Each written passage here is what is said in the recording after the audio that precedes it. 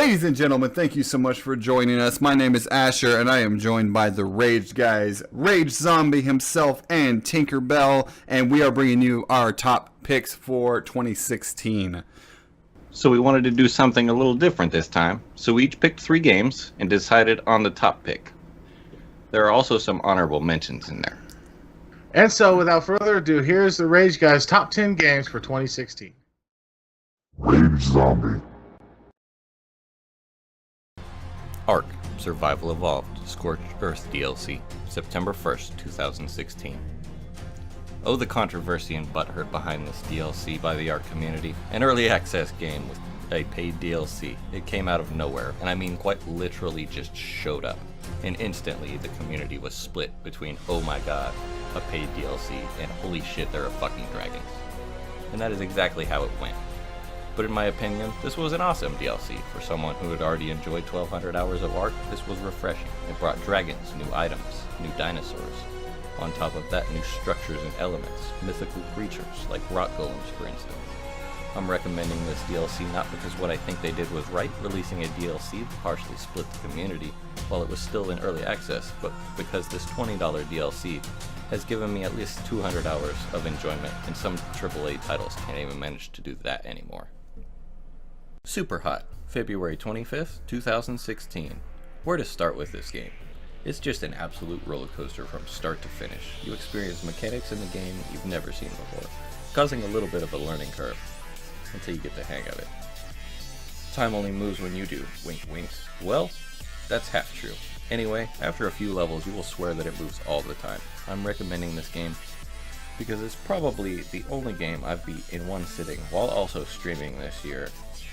On top of that, you can beat a man with a pool ball while shooting another guy that's buddy is also getting hit in the face with the gun you just shot him with. If that's not replay value, I don't know what is. If you enjoy FPS games at all, I urge you to try this, because it is most certainly one of a kind. Scrap Mechanic, January 20th, 2016. Is an early access building sandbox. If you've ever enjoyed playing with Legos or Kinects, this is probably your game. Create intricate machines that transform, or simply mess around with your buddies. The choice is yours. I've created and seen some amazing things built in Scrap Mechanic. It is easily the best building sandbox I have ever played with. Scrap Mechanic is fairly easy to learn, yet lets you make whatever you want, whether it flies or drives. It has a number of building blocks, switches, wheels, motors, and suspension pieces. If you're into building, whether it be simulation or not, this should be right up your alley. I recommend this because I find myself going back to it just to check out the updates, no matter how big or small. They've added a lot over this past year, and are planning a survival mode, which should be interesting to see what direction it takes the game. I guess we'll just have to wait and see. Asher. When Doom was just coming out, there was a controversy surrounding it because id Software would not give out review keys for their game pre-launch. And people were really up in arms about this. They were incredibly pissed off and calling them out, saying that it was going to be horrible, this, that, and the other. Well, id knew what they had on their hands when they made Doom. They understood how good of a game that they actually had made. And about 8 hours after Doom launched, every single one of those complaints completely disappeared. It's not very often that a developer or a publisher is that positive that their game is going to do that well. And they have every right to gloat and to show off, because Doom, the new Doom rather, is absolutely incredible. It is one of, if not the best first-person shooter single-player campaigns I have ever played. The attention to detail that went into making it, from the environments to the multitude of glory kills that you actually get to do in the game, just shows how passionate and how devoted the developers were into making a well-crafted, well-polished game. And thank God they did, because I have been dying for a good first-person shooter campaign, and it's not just, it's the way they did it. Doom does not have the overblown storytelling tropes that a lot of games suffer from these days. you start killing things within 15 seconds of launching the campaign, and it keeps that pace throughout the entire playthrough. It was a breath of fresh air, and it is still incredibly fun to play. They've added an arcade mode recently to actually help with the longevity of the game. And let's be honest, the multiplayer didn't work out very well. The multiplayer was fairly shitty in my opinion, and the snap map editor probably didn't work out the way that they hoped it would. But I remember when I did the video on the beta, and I was really hoping that the campaign was going to live up to the hype, because what we had in the multiplayer I was really worried about. And they blew away every expectation, every preconceived notion I had for the game, and that is why Doom is one of my top picks for 2016.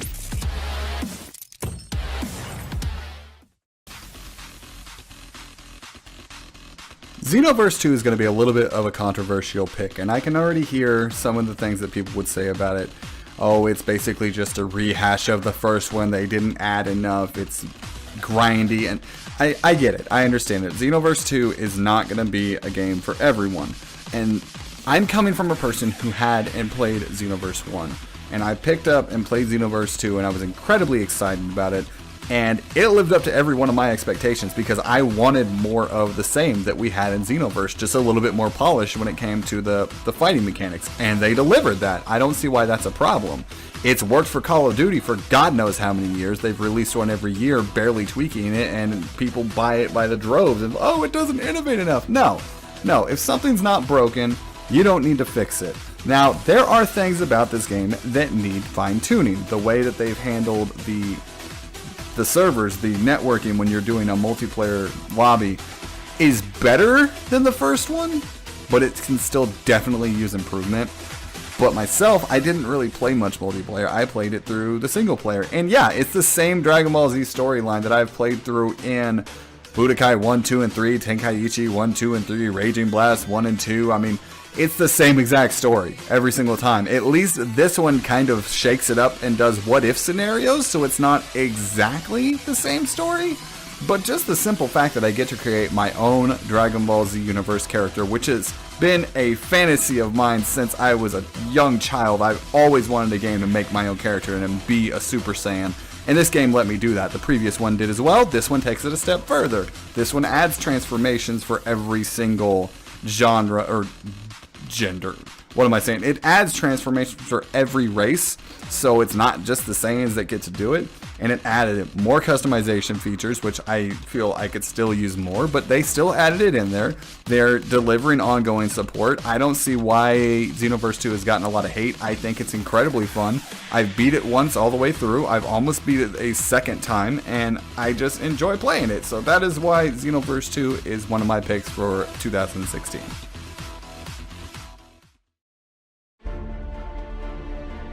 So I went into XCOM 2 playing little to no XCOM at all, ever. The only XCOM I'd ever played was on PlayStation 3, which don't do that by the way, it's a really poor experience. And that's about it. I watched a couple of videos on it, but I knew little to nothing about the series. I went into this game, even with the horrendous optimization issues that still kind of plague it on AMD systems as of right now, and I could not stop playing it. The only thing I'd played similar to it would probably be like Fire Emblem, but even that didn't give me the ability to really live in my characters that I was making. I made characters representing all the people I could think of, and you get incredibly invested in these guys because when they die, they're gone. And you're with them from the beginning, so they get stronger. They kind of develop their own personalities, their quirks, and it's just, if the other XCOMs were like that, I couldn't really tell you because I didn't play a lot of it.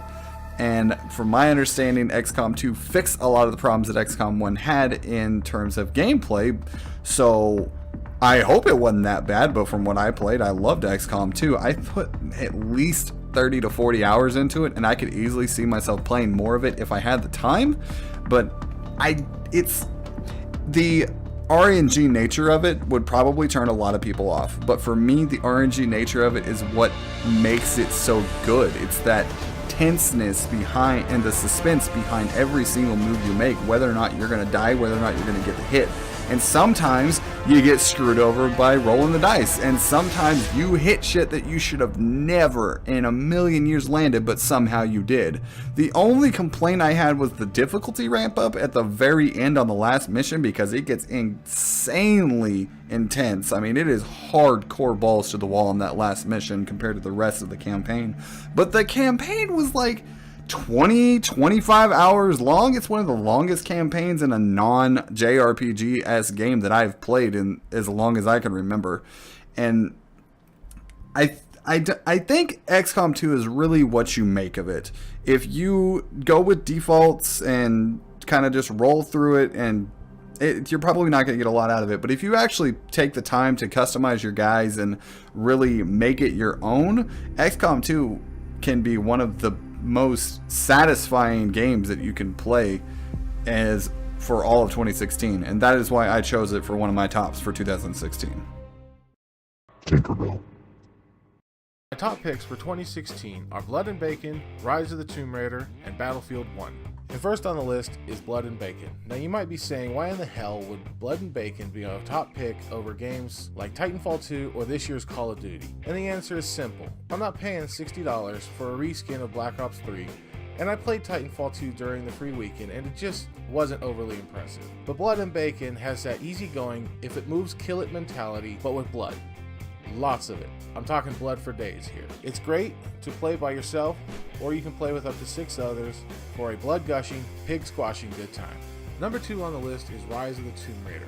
I absolutely loved the Tomb Raider 2013 and was giddy as a schoolgirl when I heard that they were going to release Rise of the Tomb Raider on PC, and this game did not disappoint. With an amazing story, excellent optimizations, and with my new GPU being able to run the game on maxed settings, her ass was even better than it was before. Plus, I got it for free when I bought my new GPU at the beginning of the year. I also enjoyed new arrow types that had to be used in certain situations in order to pass the level. Another refreshing element was the small tweaks that were made in the climbing aspect of the game that made it feel like you were playing a new game rather than a reskin of the first one, Call of Duty. And then there was Battlefield 1. This game is absolutely amazing. Between the stunning graphics, the immersive sound, and the fact that they made a game that takes place on the battlefields of World War I makes this game my second favorite of 2016. I was saying from the beginning, when the rumors were buzzing, that a game set in WW1 would have the potential to bring a new and outstanding experience to an already extremely popular game series, but only if the developers really put some thought into it and did it right. Boy did they. Being the first Battlefield that I owned and really spent time learning to play, I can say it is definitely not Call of Duty, but I still really enjoy the game. And the new level of thought I have to put into each match as to not get totally owned by all the shit buckets that have been playing the Battlefield since 1942 is a nice change from what I was used to. I have about 30 hours in it as of now, and I am still a total noob in every sense of the word.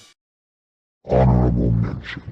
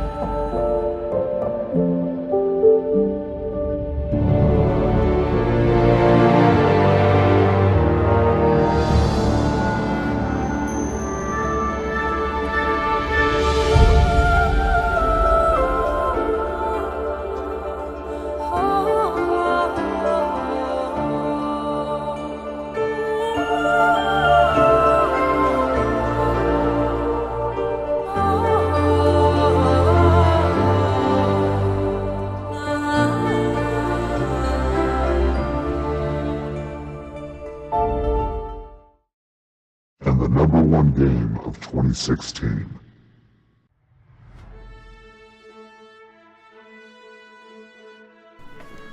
It's no surprise that Overwatch has hit the #1 spot for us. I think between the three of us, we have about 600 hours or so. Is that about right? Yeah, sounds about right. Yeah, about 600 hours. We have played this nonstop since it came out, almost every single night. It's been our go-to game, and it's not. Okay, so did you guys ever play Team Fortress 2? Nope. Briefly.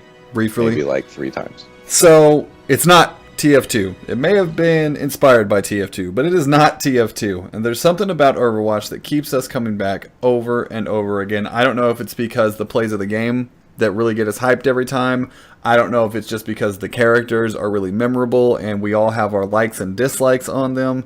I don't get it. It's really hard for me to describe why I like Overwatch so much over all the other first-person shooters out there right now. But we all seem to agree that it's the best, especially for 2016. Probably one of the best ones I've played in as long as I can remember.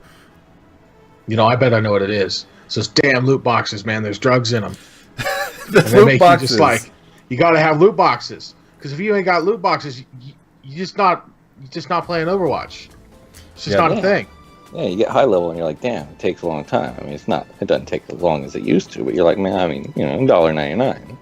Just do loot boxes. Yeah. Yeah, loot boxes.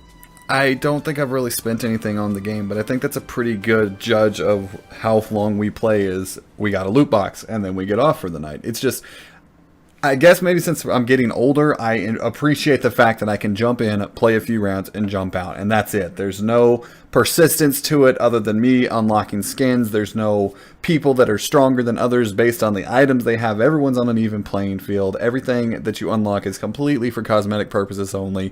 And it was only $40 when it came out. I mean, that for me to put 200 hours into a game and it be $40, I think I've got my money's worth, and I'm going to continue playing it. And that's in 6 months, guys. 200 hours in 6 months across everything else that I play on top of this. Like, that's insane. Yeah, I mean, I got your money's worth out of it too, so. Yeah, I know how he feels. You know, because he bought it for both of us, so. I think it was well worth the investment. I think we've enjoyed Overwatch, and we will continue to enjoy Overwatch into 2017. Are got some older clips playing right now, and then we've got a few of our newer play of the games that we managed to grab on here, and it's just a good time. If you are into first-person shooters at all, you owe it to yourself to at least try Overwatch. Yeah, now it's going to be a little bit more difficult to get into because the learning curve, because people are getting really, really good at this game. I think the difficulty of it has spiked so much, like compared to when we first started playing. We get our asses handed to us sometimes. I mean, it's ridiculous. Yeah. Or it's like all the people that find the hidey holes and whatnot. And then you have the people who really get into the strategy of it, and they really build their whole team to have, 2 healers, 2 tanks, 2 whatever. No weakness. Just no weaknesses at all. And you really got to learn how to counter them, like, Genji for Bastion or Bastion for Reinhardt and so on and so forth, things like that. Or they just put 1,000 hours into a single character and can play it like a god. That really doesn't help. Yeah. Hanzo. Headshot in the foot. Yeah, headshot in the foot. And then you get those Ana boosts, and it's just like, oh, well, I'm dead. All in all, That's I think it's been cool. a pretty good year for gaming.